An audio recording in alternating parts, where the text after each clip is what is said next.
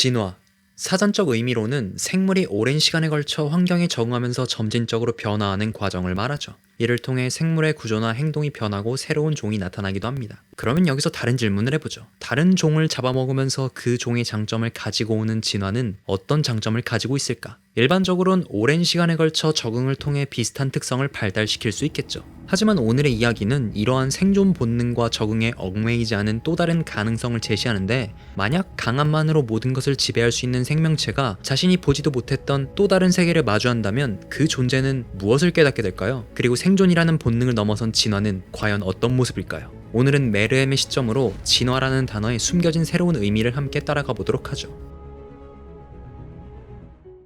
메르엠은 태어날 때부터 생존 본능의 결정체로 등장합니다. 메르엠은 강함과 지배를 절대적인 가치로 여기는 키메라 엔트의 왕으로서 약자를 도태시키고 강자가 군림하는 세상을 당연하게 받아들이죠. 그의 탄생은 생명체로서의 본능적인 모습을 나타냅니다. 태어날 때부터 자기 엄마를 희생시키면서 세상에 나온 메르엠은 첫 번째 명령을 통해 모든 것을 지배하겠다는 메시지를 간접적으로 선언하며 약한 개체는 제거되고 강한 개체만 살아남을 수 있다는 사고방식을 확립하죠. 그래서 이 당시 초반부의 메르엠은 생명체의 가치를 단순히 강함과 약함의 이분법적인 논리로 판단합니다. 강한 존재는 지배하고 약한 존재는 소멸되는 것이 세상의 이치라고 믿으며 이를 행동으로 옮겼죠.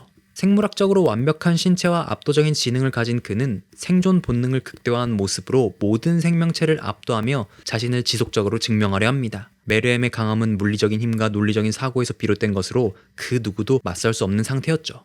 또한 약자에 대한 무관심은 메르엠의 본질을 드러내며 인간을 단순히 먹이로 간주하고 생명의 가치를 존중하지 않는 태도에서 초기 메르엠의 지배적인 특징으로 나타났죠. 하지만 여기서 메르엠의 행동과 사고방식에는 명확한 한계가 존재하죠. 메르엠은 자신이 지배하려는 세계와 생명체에 대해 왜 지배해야 하는가? 라는 질문은 생각조차 하지 않았습니다. 이유는 모든 것을 힘으로 제압하려는 태도에서 비롯되었다고 볼 수 있는데, 이는 메르엠을 더욱더 강하게 만들었지만 동시에 그가 이해하지 못한 세계와 가치를 차단시키는 장애물로 작용했죠. 그래서 자신의 지배 아래 모든 것이 완벽하게 정렬되기를 바라면서도 이 과정에서 진정한 관계나 삶의 의미를 탐구하진 않았습니다. 그렇게 이 당시 메르엠은 생물학적으로는 완벽했으나 단순히 본능에 따라 강함을 추구했을 뿐이었죠. 다시 말해 인간의 입장에서 봤을 땐 육체적으로는 성숙했으나 정신적으로는 아직 어린아이에 불과했습니다. 만약 본능에 충실한 개미왕에 불과했다면 메르엠은 입체적인 인물이 될 수 없었을 테지만 처음으로 자신의 강함과 생존의 의미를 돌아보게 되는 여정이 서서히 다가오고 있었죠. 메르엠의 여정은 코무기를 만난 순간부터 새로운 국면으로 접어듭니다. 지배와 강함이라는 본능에 취해 있던 그는 자신이 결코 이해할 수 없던 또 다른 세계 코무기를 만나며 메르엠의 가치관이 흔들리기 시작하죠. 코무기는 외적으로 인간이나 메르엠이나 멸시하던 약자의 상징이었죠. 하지만 메르엠이 그녀와의 군이 대결에서 번번이 패배하며 자신이 압도할 수 없는 영역이 존재함을 깨닫게 됩니다. 그리고 이 경험을 통해 강함의 본질을 다시 생각하기 시작했죠. 코무기와의 군이 대결은 힘이나 권위로 해결할 수 없는 지적 승부와 교감이라는 상호작용 속에서 새로운 즐거움을 느꼈으며 자신이 몰랐던 감정을 서서히 발견하게 되죠. 그래서 이 장면은 키메라 엔트 편 가운데서 메르엠이 진화에 대해 다시 한번 고민하고 또 다른 세계를 이해하게 만들어주는 명장면이라고 할 수 있습니다. 그러므로 코무기와의 군이 대결이 메르엠에게 있어서 강함의 개념을 근본적으로 뒤집는 계기가 된 것이죠. 메르엠은 계속 패배하면서 강함이 지배라는 1차원적인 욕망이 있지 않음을 깨닫습니다. 이로 인해 약자를 대하는 시선이 바뀌면서 코무기의 내면적 단단함과 재능을 존중하게 되는 자신을 발견합니다. 이처럼 메르엠은 코무기와 함께하는 시간 속에서 지배와 생존의 의미를 넘어선 새로운 가치를 배우기 시작한 거죠. 둘의 만남은 메르엠에게 지배자가 아닌 하나의 생명으로서 진화할 가능성을 제시했는데, 생존 본능을 넘어선 감정적 유대와 공존의 가치를 깨달으며 새로운 목표도 찾게 되죠. 이는 강함을 증명하거나 세상을 지배하려는 욕망을 넘어 다른 존재와 관계를 맺으며 함께 성장하는 것의 중요성을 이해하게 된 것입니다.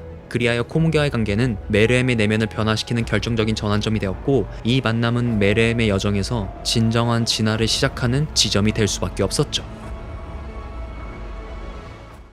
이후 메르엠의 여정은 네테로와의 대결에서 다시 한 번 더 전환점을 맞이합니다. 네테로와의 싸움은 메르엠에게 강함의 한계와 생존 본능의 냉혹함을 깨닫게 만든 순간이었는데, 네테로는 인간 사회를 지키기 위해 자신의 목숨을 바치는 선택을 하며 생존과 도덕적 가치가 충돌할 때 인간이 얼마나 극단적인 선택을 할 수 있는지를 보여줬습니다.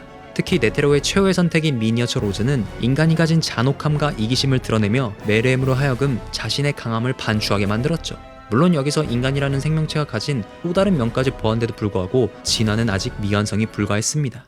메르엠의 진정한 진화는 마치 점을 찍고 동그라미를 그으면 다시 원점으로 돌아오듯이 코무기와의 재회를 통해 이루어졌습니다. 방사능으로 인해 얼마 남지 않은 생명을 자각한 메르엠은 이제 본능적으로 가지고 있던 지배와 생존의 의미를 전부 내려놓은 채 자신의 마지막 순간을 코무기와 함께 보내기로 결심합니다. 이 만남은 지배자와 피지배자의 관계를 넘어선 메르엠이 삶의 진정한 가치와 사랑을 깨닫는 클라이막스와도 비슷한데, 메르엠은 코무기와의 짧은 시간을 통해 마침내 함께 존재하는 관계의 의미를 배우게 됩니다.